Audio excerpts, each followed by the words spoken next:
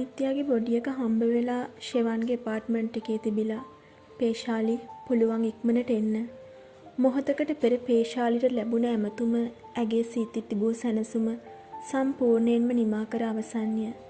තමා වඩාත්ම දුක් විය යුත්තේ අනිත්‍යගේ මරණය වෙනුවෙන්ද නැතිනම් ෂෙවන්ගේ නිවසට ඇය ගමන් කළ නිසාද කියා ඇයට වටහා ගත නොහැකිය. අනිත්‍යා හා ඇය නයි මුගටින් තරමට වෛරයෙන් වෙලී සිටියද ඇගේ මරණය කන වැකුණු මොහොතේ ඇයට කිසිදු සතුටක් දැනුනේ නැත. දෙන්න අතර ඇත්තටම එෆයා එකක් නැත්තම් ඇයි අනිත්‍යයි වගේ ගමනක් ගියේ? එහෙම නැත්නම් ෂෙවන් හැමදාම කියනවා වගේ අනිත්‍ය බලෙන් ඇපාර්ට්මන්ට් එකට රිංගුවද? ඒ මොනා වුණත් ෂෙවන් නේද දැන් මේ හැම දෙයකටම පැටලෙන්නේ. තනි වෙසේ සිතමින් පේශාලි පැමිණීමේ සිට විරෝධ රථයෙන් බැසගත්තේ ෂෙවන් පදිංචි වී සිටි මහල් නිවාස සංකීර්ණය අසලින්ය. තරමක් පැරණි මහල් නිවාස සංකීර්ණයේ පදිංචි වී සිටින සුළුතරය නිසා වෙනදාට එහි ඇත්තේ පාළු ගතියකි. නමුත් පොලිස් නිලධාරීන් මෙදින මෙහි පැමිණ සිටි නිසා ඒ පාළු බව මගහැරී තිබින. සිව් මහල් ගොඩනැගිල්ලේ තෙවන මහලේ වම් කෙළවරට වන්නට ෂෙවන්ගේ නිවස තිබූ අතර පේශාලි එදෙසට ගමන් කළේ සෙමෙන් අඩි තබමින්ය. තාරාප පෙළෙහි ඉහළට නගින වාරයක් පාසා කිසියම් අයෙකු තමා පසුපසින් පැමිණෙනවා වැනි හැඟීමක් දැනි ඇය කිහිප වරක්ම පිටුපස බැලුවාය. සිමෙන්ති තරාපු පෙළ මත තබනා තම අඩි ශබ්දය දෝංකාර දෙන විට ඇයට දැනුණුයේ අද්භූත හැඟීමක්ය. මිස් කවුද? තෙවන මහලට පිවිසෙන විටම බැල්කනියේ සිටි පොලිස් නිලධාරියෙක් ඇගේ මග ඇහිරුවේය. මම ෂෙවන්ගේ ගර්ල්ෆ්‍රෙන්ඩ්. වෙවුලන දෙතොල් වලින් පැවසූ පේශාලි වම් පසෙහි රොක් වී සිටි පිරිස දෙස බැලීය.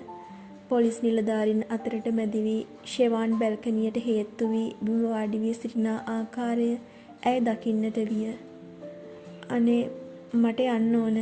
එයාට මේ වෙලාවේ මාව ඕනේ. ෂෙවන්ගේ ඉරියව් දැක ඇය පැවසුවේ වේදනාවෙන්ය.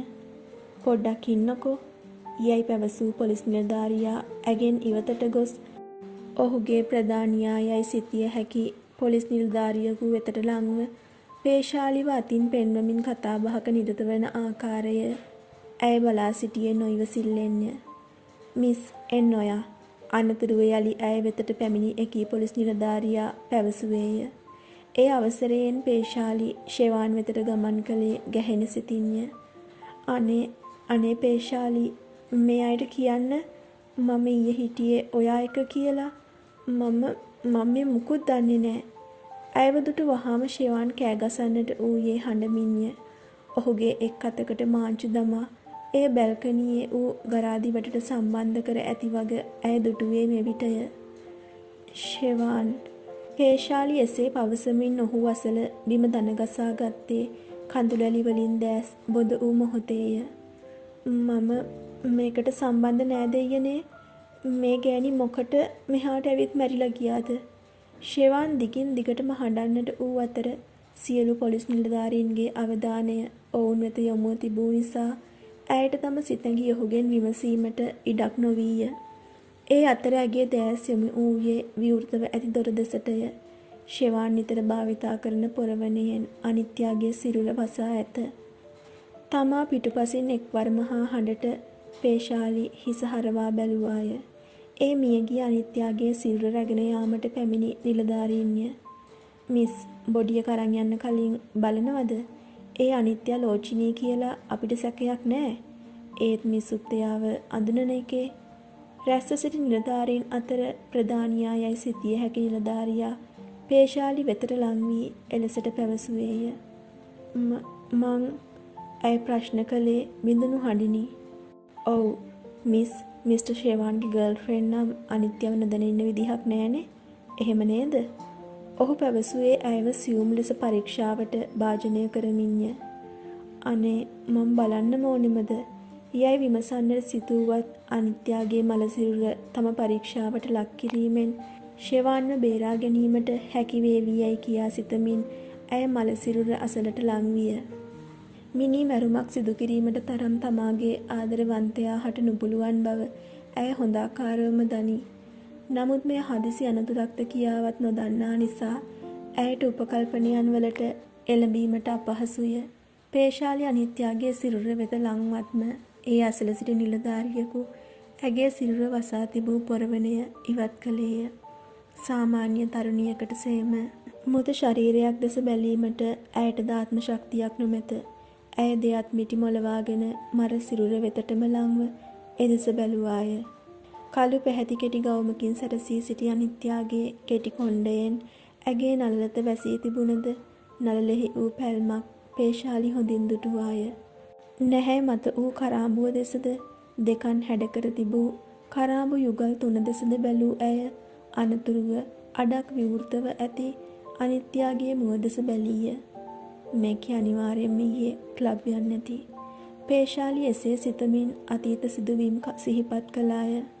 ඒ ෂෙවාන් අනිත්‍ය සමගින් එවැනි ගමනක් ගොස් තම අතටම හසු වූ නිසාය. පෙර දින ෂෙවාන් රාත්‍රී වන තුරුම තමා සමගින් සිටියා වුවද ඔහුගේ සමුගැන්මෙන් පසු කුමක් වූවාද කියා ඇය දන්නේ නැත. ඒ රාත්‍රියේ ඔහුගේ දුරකථනය ක්‍රියාත්මක නොවී පැවතීම නිසාය. මෙකී මරණයද පේශාලි හට ආරංචි වූයේ මිතුරියක් මාර්ගයෙන්ය. මිස් මේ අනිත්‍ය නේද? පේශාලි තිගැස්සී ගියේ පොලිස් නිලධාරියාගේ හඬටය. ඔව්, ඇය සෙමෙන් පැවසුවාය.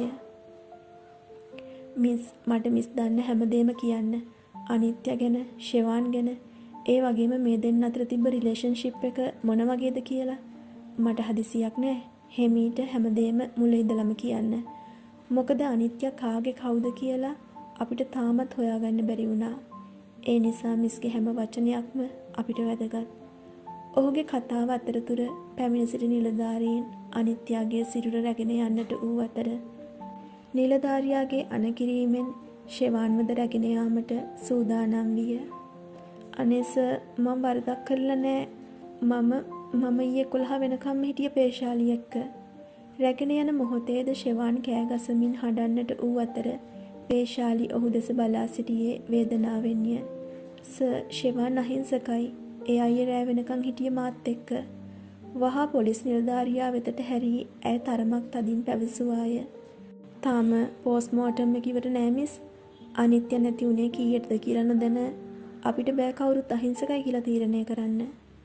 පොලිස් නිලධාරියා ඔහු සමගින් රැඳී සිටි කාන්තා පොලිස් නිලධාරිනියට මදක් පසකින් රැඳී සිටින ලෙසට ඉඟි කර ෂෙවාන්ගේ නිවසේ සාලයේහි වූ පුටුවක වාඩි විය. අනතුරුව ඔහු පේශාලිටද අසුන් ගන්නා ලෙසට අතින් සන් කළේය. සර්, ෂෙවාන්ට කවමදාවත් ඒ වගේ දෙයක් කරන්න බෑ. අනික අනිත්‍ය කියන්නේ හොඳ ගෑණියක් නෙමෙයි. පේශාලි ඔහු දෙස බලා ආයාචනාත්මක ලෙසින් පැවසීය. මම රදීෂ්. යයි ඔහුව හඳුන්වා දුන් එකී පොලිස් නිලධාරියා මිස් දන්න හැම දෙයක්ම කියන්න. මිස් හැමදේම කීවොත් අපිට බැරි නෑ ෂෙවාන් නිවැරදි කියලා ඔප්පු කරන්න යනුවෙන්ද පැවසුවේය. ඔහුගේම කතාවට පසු පේශාලි ඔහු ඉදිරියේ වූ පුටුවක වාඩි වීමට පෙර ඔහු දෙස බලා සර්, මම වතුර එකක් බීලා එන්නද කිචන් එකට ගිහින් යයි විමසුවාය. එපා යයි යන කල ඔහු වහා පිටතට ගොස් විවෘත නොකළ වතුර බෝතලයක් ඈ වෙතට ගෙන දුන්නේය. ඔහු ඉදිරියෙන් වාඩි වී එක හුස්මට වතුර බෝතලයෙන් අඩක්ම හිස් කළ ඇය හරි සර්, මම කොතනින්ද පටන් ගන්න ඕන සර් යයි විමසුවාය. මට මුලින්ම ඔයා ගැන කියන්න. ඊගාවට ඔයාට ෂෙවාන්ව මුණ ගැහිච්ච තැන ඉඳන් හැම දෙයක්ම කිසි දෙයක් අතාරින්න එපා. ඒක ෂෙවාන්ට අවාසියක් වෙයි. රදීෂ් නම් වූ පොලිස් නිලධාරියා අසුනට බර වී සුව පහසු ඉරියව්වෙන් වාඩි වී පේශාලි කතාව ආරම්භ කරනතුරු බලා සිටියේය. ඇය තම කතාන්දරය ආරම්භ කිරීමට මිනිත්තු 5ක් පමණ වැය කළ නමුත් රදීෂ් බැල්මකින් හෝ ඇයට හිරිහැර කළේ නැත. අපරාධයක් විසඳීමට නම් පොලිස් නිලධාරියෙකු හට තිබිය යුතු ප්‍රධාන ගුණාංග අතර ඉවසීම තිබිය යුතු අතර රදීෂ් ඉවසීම මනාව ප්‍රගුණ කළ අයෙක් විය. සර්, මම පේශාලි ලවන්යාද සොයිසා. මගේ ගෙවල් ජාඇලමයි සර්. මේ හැමදේම පටන් ගත්තේ මගේ අම්මා අංකල් ජෙගම්න මැරි කරලා මැලේසියාවලට ෆ්ලයි කරපු දවසේ. එදා මම අයියාලව එයාපෝට් ගෙනිච්චේ. මට ෂෙවාන්ව මීට් උනේ එදා.